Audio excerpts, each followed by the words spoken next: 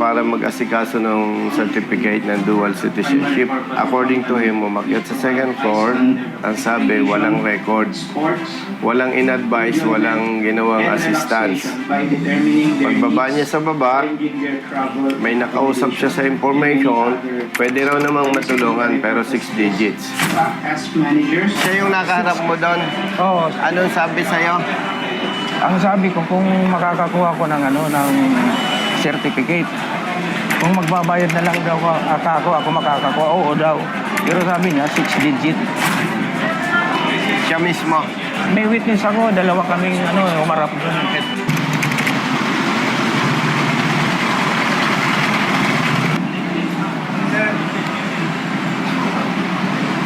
Kuya, may kasama ka ngayon? Si Kuya, iniintay ko, nagpa-parking daw. Ay, yung documents mo, nasaan? Andun sa kanya. O sige, hintayin natin. Brother, diretso na kami ha. Uy. Sige, kuya. Okay. Thank you. Thank you. Thank you po. Brother, dito ka ba? Pakisabi kay attorney, anong pangalan? Chief of Staff? Pakisabi, nandito ako. Hindi ko na papakyatin to. May kukunin lang kami document. Sige, pakisabi. Thank you. Kuya, dito ka lang ha. Opo. Babalik kami. Nasa si Kuya? Nasa CR. CR. Babalik kami, diyan ka lang. Opo.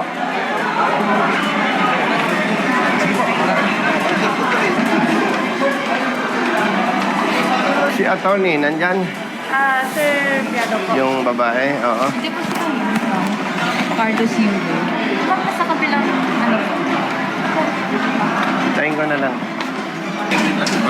Thank you, ha.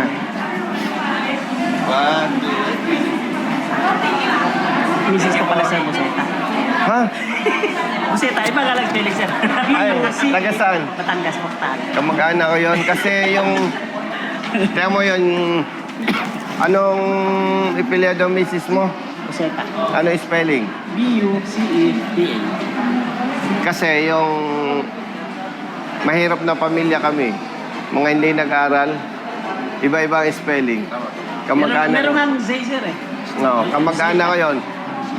B-U-C-E-T-A. Buseta. Yung anak ko nga sir, nahuli po ng sir, report sir. Pero hindi naman na sinadya. Humingi naman siya ng sorry. Kita yung kapilihan sir. Kano naman si Kevin Buseta? Sabi niya, mga kamag-anak ko. Kamag-anak ko yun kasi hindi na pag-aaral. Sige eh. sir, susunod na ako nang ulitin. Ayun, nakuha naman Sige. sana. Oh, thank you, ha. Nasabihan mo na. Yes, sir. Yes, sir. Sandali lang. Sige. Attorney. Kasama ko yung senior citizen. Oo. Hindi ko pinagyat. Yung last time na inassist ko ninyo. Hindi ko na pinagyat. Nasa baba. Okay na raw eh. Okay na raw po. Di ba mag-o-out pa siya?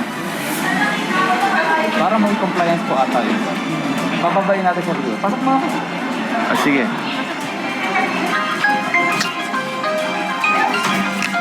Ay, good morning po. Executive Assistant to the Commission. Ay, tama. Medyo nasa Senate hearing lang po siya ngayon. Hindi ba ni? So kami na lang po. Okay lang. Dahil kasi merong sinamahan ako dito, yung senior, anong tag dito? Senior citizen. Ang nangyari kasi noon, for your information, being the chief of staff, naharang ng immigration papuntang Australia. Ang citizenship niya dual eh. May hinanap na document. Pero yung passport niya, Australia. Australian passport. Australian passport, na-present niya. Yes. I got your name right. May hinanap sa kanya yung document. To cut the story short, di siya nakabiyahe. Pumunta siya dito para mag-asikaso ng certificate ng dual citizenship.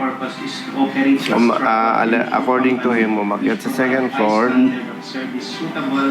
doon sa concern office, ang sabi, walang record. Walang in-advise, walang ginawang assistance. Pagbaba niya sa baba, may nakausap siya sa information, pwede raw namang matulungan, pero 6 digits.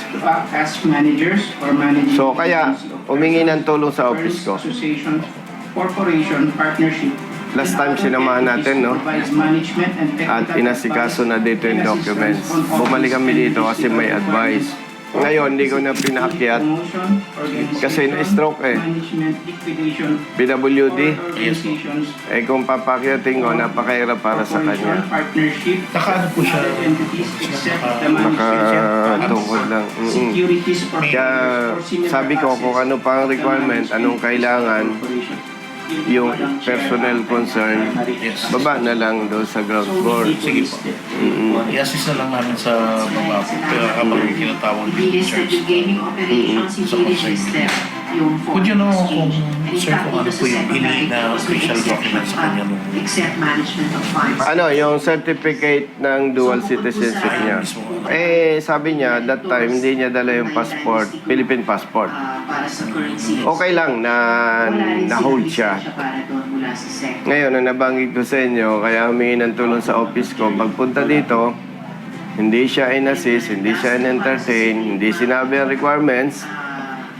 Pagbaba sa information, nagbaka sakali, pwede raw naman. Basta pagbibigay siya, 6 digits. ano kaya yung kausap. So ganda kung mapinpoint niya kung sino. Oo. Para ma-identify natin talaga kung sino man. Kasi ano po yan, sa baba, halo-halo na po dyan sir, yung mga tao. May employee at saka may mga hindi employee. Ay dapat yan, mabantayan Mabantayan ng, talaga kung ano po, employee. ng inyong Hindi naman ito tolerate yung office. Kasi, front desk pa man din. Front line. kasi senior citizen yon, hindi nagagawa ng kwento yon. At saka alam mo, sa tagal natin sa service, pag nag-usap tayo, alam ko agad kung binobola mo ko o hindi. At saka hindi madali gumawa ng kwento. Sabi nga niya, kung 6,000 pesos, magbibigay na siya eh. Ay, 6 digits pala eh. So pag 6 digits, minimum yun, 100,000. Walang nakuha siya na ano pangalan. Tandaan niya lang po yun. Madidescribe niya lang. So sa information, pagbaba, sabi niya, medyo malaki ang katawan, babae, lesbian. Babae po. Lesbian. Naka-jacket daw eh, kaya wala siyang makitang pangalan eh. Siguro may ano siya sa mata eh, parang sabi niya blue eh, pero nakikita mo nga black eh. Kasi usually ang nasa baba po na pag CSU, Civil Security Unit. Pero ba't nakaupo doon sa information? Doon mismo. Asa mismo. So dalawa na lang yun. Either employee or CEO. Malaki daw ang katawan eh, kasi ang laki mo. Kung sinabi niyan lalaki, baka ikaw na agad sa isip. No? Ano pa ang kailangan?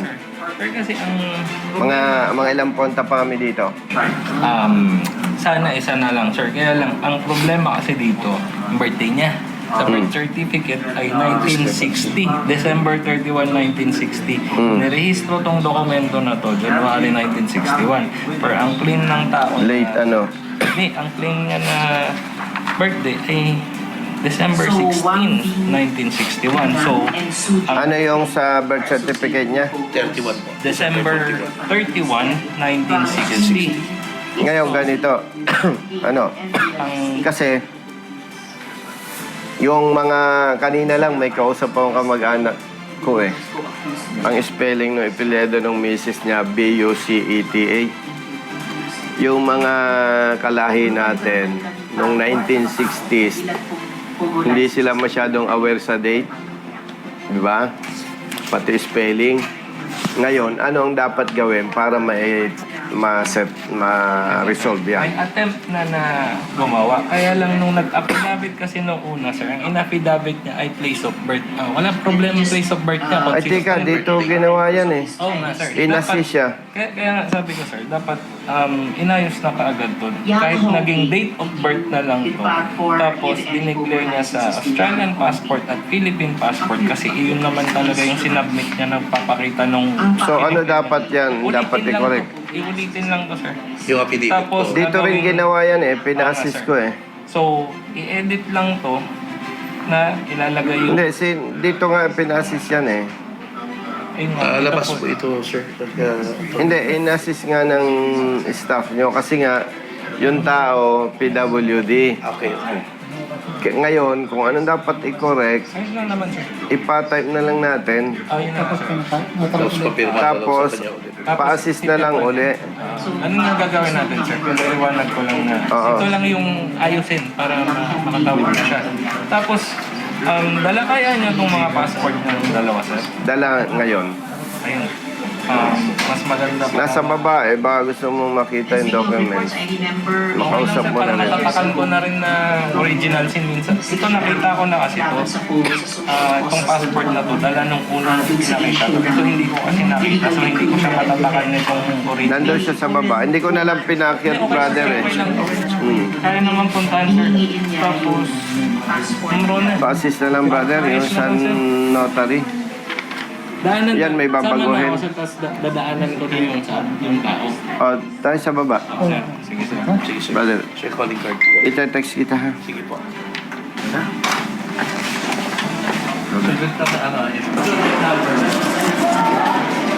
Philippine passport. Sir, good morning po. Good morning. Andyan yung Philippine passport Nasaan ko, yung sir. Philippine passport Ay, niya? yung luma. Oo, sir. Yung Australian. Naiwan mo dito yung nakay-attorney. Yung Australian passport daw iniwanan. Ba't wala Okay lang, dyan? sir. Andito, sir. Ang hinahanap ko lang ito. Nandyan yung Australian passport niya, yung Hindi, original. Copy lang, sir. Kaya ko siya tinatakan ng... Hindi, nasaan yung Australian passport niya? Naiwan dito nung lunes o. Nasaan? Nakay-attorney yan, nagmabaya. Naka-attorney raw. Di bale, naka-attorney. Iniwanan yun.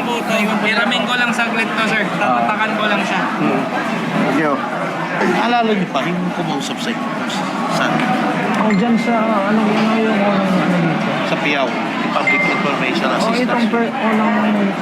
Hindi ba yung nasa gitna? Yung babaeng nasa gitna ba? Hindi.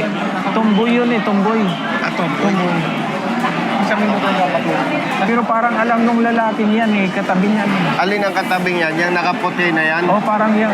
Parang inamumukhang ko. Yan. Iharap ko nga ikaw. Tingnan mo yung nasa window 21. Yung Yung nasa window 21. Yun, yung nagkakamot. Parang yan nga. Parang upo yan dyan eh. Oo, kasi minsan... Balik ko na to. Opo. Pupunta namin. Sir, Malapit. lalakad na kami. Paayos namin mga bidabit dito kasi sa... Standby kami ha. Oo, sir. Sa taas ko na lang. Parang Hindi, okay na lang dito kasi hirap siya eh. hindi kayo. Okay lang, agad na lang ako. Samahan ko na lang to. Salamat na lang sa tulong mo. Walang ano man, sir. Anong bahala dyan? Basta kaya. Tatanda rin tayo. Tatandaan mo yan. Sana nga umabot kaming ganyang edad, sir. Higit pa dyan. At least, ma-identify niya lang kahit maghilaw yung trabaho. at least na-correct lang sa atin Oo. sa Hindi, mapagharap lang natin. Kahit informal. Para tatayuan niya. Makikita mo kung tatanggihan niya. Sa palagay mo, yun. Parang siya. Pero may kasama ako noon na titistigo. Yung kasama ko. Hindi, pagkaharap lang eh. para lang yung pinpoint lang natin sir. Yan, oh. Parang yan nga, sir. Parang yan. Yung nasa 21. Maputi. Yan ba ay pumupunta rin dyan? Pumunta po sabi ng isang staff na Sabi, every now and then. ipatawag mo nga, brother. Para itatanong ko sa kanya, ito ba? Sige po. Oo. Tanong mo kung nakaharap niya ito. Kuya, siya yung nakaharap mo doon. Oo, dito sa... Ako po, 600. No. Siya yung nakaharap mo doon. Oo, Anong sabi sa'yo? ang sabi ko kung makakakuha ko ng ano ng certificate. Kung magbabayad na lang daw ako makakakuha, oo daw. Pero sabi niya, 6 digit. Siya mismo. May kasama ka nung time na yon. Oh, yung kasamang lalaki doon na ano, Siya mismo yon. Kailan po yun? September 5. Umuupo ka ba doon? Opo, sir. Pero, sir, wala po yung Hindi, may witness siya eh. May witness ako, dalawa kaming umarap doon. Siguro, ang may sasuggest ko dyan, pag nakausap ko si Commissioner, mag-put up ng CCTV doon, tapos recorded yung pag-uusap natin. Oo. Yun ang pinaka... Alam mo, kapatids, more than 30 years ako sa service. Hindi madali ang gumawa ng kwento. Oo. Oo. Kaya tanong ko sa'yo, umuupo ka doon. Opo, sir. Pero, Maliban sa'yo na mahirap magsalita na makaka-offend eh, no? Ilan kayong umuupo dyan na babae?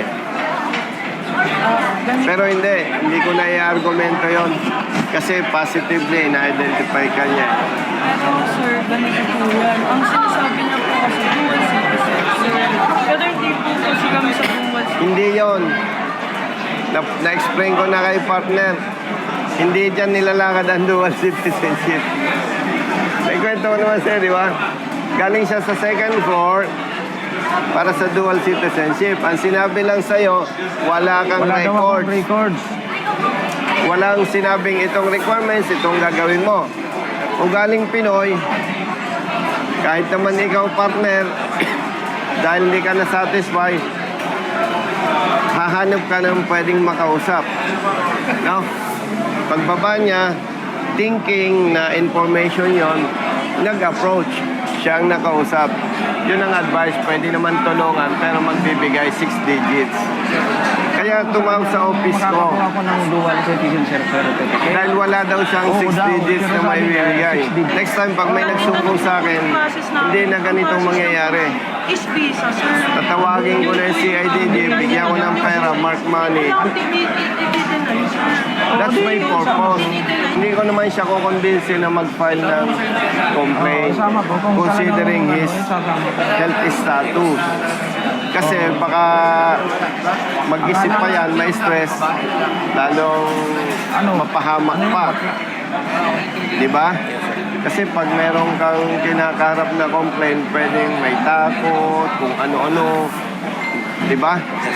Oh, baka magkaroon ng anxiety, baka lalo pang madisgrasya. So, I will not convince him to file a complaint. Kaya ako pinarating sa inyo para mag-serve as warning. Kasi in fairness naman sa kanya, pag nilabas ko ito, hindi ko papakita ang mukha niya. Para maging warning ito sa kasama natin. And partner, matagal na tayo sa government service. Even you as her chief, hindi mo pwedeng sabihin, sir, walang ganito dito. Kasi hindi mo ay bantayan ng tao mo, di ba? And we are Filipinos. Pilipino tayo. Alam natin ang isang ang nagpapabagsak sa ating gobyerno, yung corruption eh. But by the way, I'm not saying na totoo yung allegation nitong PWD. Kasi sabi nga sa legal the suspect is presumed to be innocent until proven guilty. Hindi natin hinuhusgahan. Pero hindi naman tayo kahapon lang ipinanganak. Di ba? So, importante na lang dyan, may parating ko sa inyo para mag-serve as warning ito sa iba. Kasi next time, pag may nagsumbong sa aking partner, tawagin ko na CIDG, bigyan ko ng pera, entrapment. Kasi siya ba naman magsisinungaling pa? Ikaw ba naman lumagay sa katayuan niya? Magsisinungaling ka pa ba? Di ba? Ina-identify niya talaga. Ang speculation ko dyan, brother, pwedeng may kakontsaba sa taas eh. Why? Kung ikaw, brother, ang nandun sa concern office, tatrabahin mo ng ayos yung trabaho mo. Sir, itong requirements, itong kailangan. Pero the fact na hindi mo ginawa yun, may kausap ka. Ganun lang yun, tama ba? Kasi kung walang ganung senaryo, ayusin mo yung trabaho mo. Pero dahil hindi mo inaayos ang trabaho mo, may magkakaproblema, maghahanap ng kausap yan. Ang gagawin ko dyan, brother, kung loobin ng Panginoon, makaupo ko sa Senado.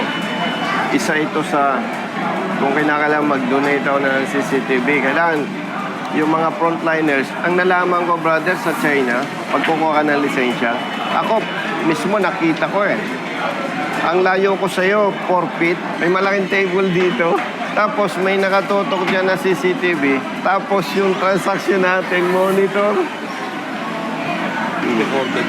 Yung mga issue na ganyan, brother, hindi mo kaya sa verbal yan. Tama ba? Kahit sabi mo, you do this, you do that, bawal yan, bawal to. Wala assurance. Pinaka-the best talaga yan. And talagang in any government agencies or department, dyan sa information, dyan talaga pwedeng dumiskarte.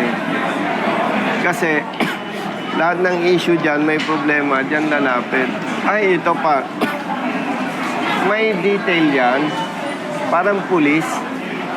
Pag duty ka ngayon, hindi yung gusto mo lang duty ka ngayon. May publication yan Can we check? Nag-iikot kami ng tao from inside. Verbal? Hindi, meron po kami assignment. Papakuha ko kay Ma'am Joy. Ipakuha mo, brother, para medyo may shocking impact sa kanya. Paki-check yung detail, please. Sige po. Hintayin natin.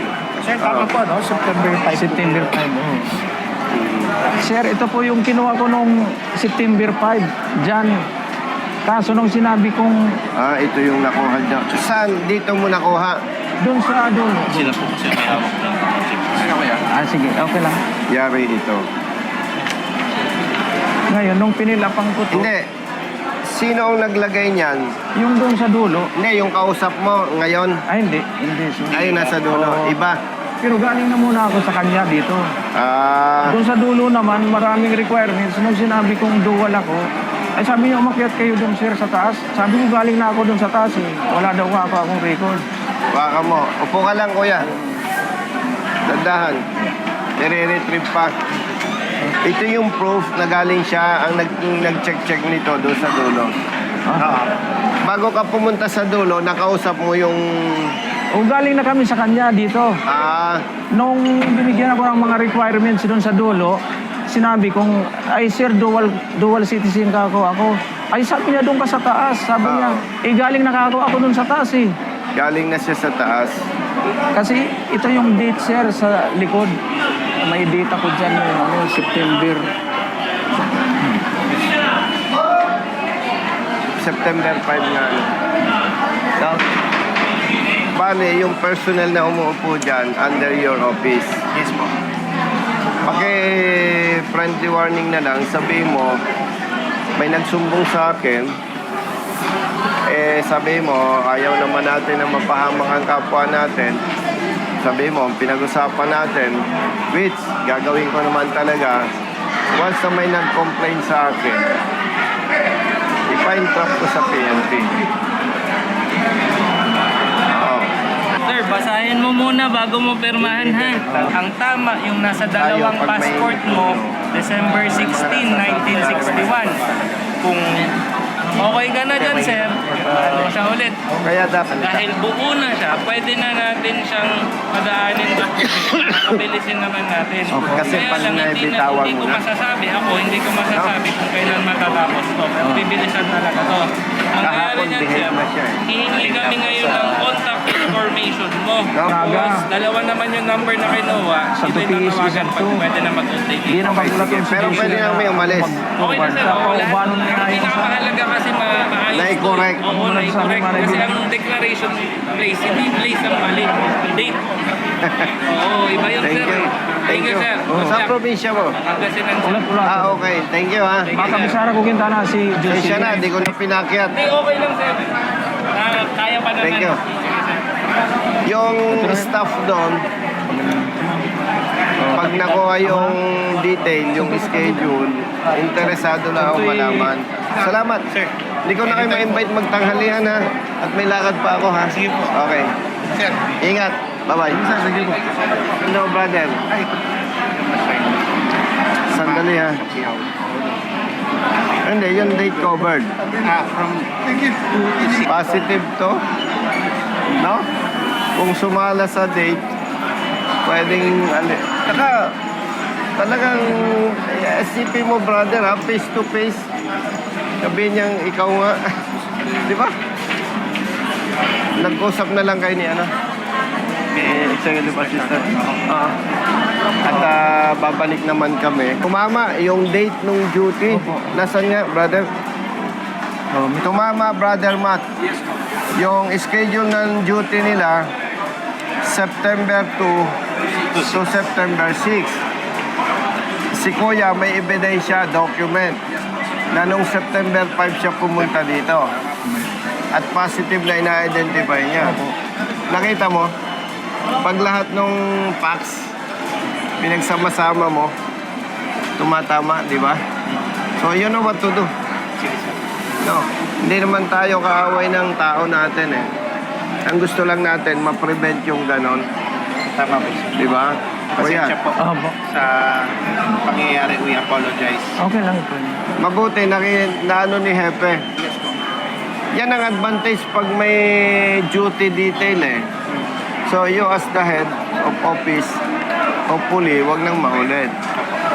No? At ang pinakamaganda na lang gagawin mo kapatid, mawarningan yung mga kasama niyo. Sabi mo, baka hindi nyo alam, kausap nyo, intel na. Eh, masisira ang pangalan, masisira ang trabaho. Diba? Brother, salamat sa oras. Thank you, Congressman. Oo. Sige po. Okay, alis na kami ni Kuya. Asan yung kapatid mo? Andyan na. Let's go. Sabi ni partner, pasensya na doon sa nangyari. Kompleto na yung documents. Ipa-process na lang. Hihintay na lang namin. Salamat. Pasensya po sa abala po. Okay. Pasensya po Oh, sige. sa abala. Thank you, sir. Sige po. Kapatid. Sige.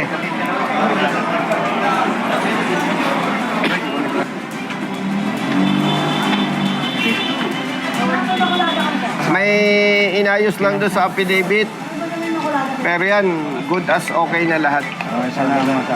Kami na lang ang tatawag sa inyo. May tutak na meron kayo. Nakilala niya yung nag-attempt na perahan siya. Oo. Ano ito yung baklang yung kasama namin kasi ako. Oo. Mga parking ako. Naituro niya. At base sa aming pag-uusap, nung itinuro niya, mapapansin na naging iba yung itsura niya, parang maputi na, namutla pa. At ang maganda dito, pinakuha natin yung schedule ng kanilang duty, tumutugma. Duty siya sa pagitan ng September 2 to September 6. Ay nangyari yung September 5 po. attempt na perahan siya September 5. Kaya tumutugma. Ang maganda na ipaalam natin sa kanila na may ganon. Para kung sakali, Kuya, Brother Matt, may tumawag sa atin, nakapareho nito, na sa halip na tulungan, peperahan pa, makikipag-ugnayan na lamang kami sa PNP-CIDG para magkaroon ng entrapment operation. Kami na lang ang magbo-monitor. Opo. May number naman Okay. kayo, Brother Matt po. Oo.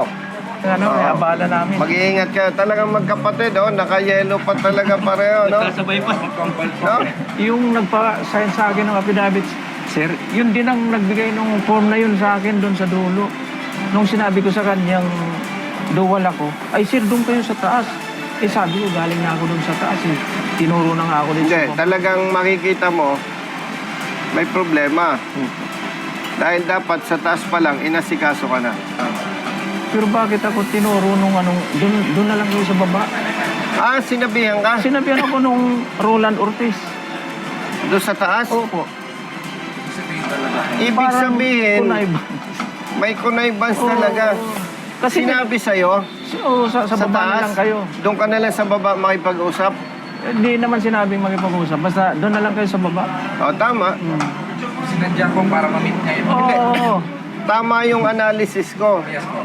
Tama. na kaya hindi ka inasikaso sa taas Wala daw records. para may makikipag-usap ka sa baba.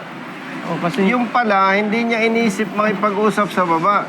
Sinabihan siya na doon na lang. Dito na lang ako. O, kita mo?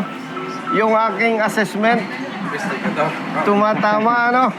Pipirahan Oh. talaga, sir, dahil Australian passport yung pinagkita. Kanina, nung kausap ko yung opisyales, sabi ko, brother, parang may mali talaga. May sistema. Kasi kung hindi ganun ang intention, dapat tinulungan sa taas. Pero hindi inasikaso sa taas, kaya maghahanap ng makakausap, Oh, magkakaroon ng pera, transaksyon. transaction. Eh ngayon niya nabanggit, sinabihan pala talaga siya sa taas na doon na lang sa baba. Baba na lang daw. So ibig sabihin may kontsabahan na, no? Sir, tinuro pa nga Pananiwala ka. tinuro pa nga po yung elevator, mag-elevator na lang kayo. Oh. Ano, Tama, no? Yes po. May kontsabahan. Pero ako naniniwala na kaloob ng Diyos na magkausap tayo. Alam mo bakit? Kung hindi mapuputol yung ganong sistema. Oo nga po. O katulad ngayon, ilalabas natin ito sa social media, sa Facebook, sa YouTube. Malalaman ng ating mga kababayan. So, pag may bibiktimahin ng kapareho nito, magsusumbong sa atin, Brother Matt. Sa inyo na po. Pag nagsumbong sa atin, napakasipag naman ni General Torre. Yes po. Pagtawag mo, a-action agad yon, papadala ng tao, entrapment. Ah. Kaya kahit medyo nabala ka, Ay, walang problema sa akin. pasalamat tayo sa Diyos kasi nangyari ito. Okay? Sige. Oh, tama. Parang kaloob nga ng Diyos. Kaloob ng Diyos, no? Para matigil lang ng Parang kalukuhan. ako, hindi naman tayo judgmental Yes po. at hindi tayo mapanghusga sa kapwa. Naniniwala ako, matagal na itong problema. Tama po. Na ganito na nga ang kalagayan, peperahan pa, ano? Oh. Tama. So, paano? Salamat. Maraming salamat po, sir. Ingat po kayo Opo, salamat. at tatawagan namin kayo. Opo.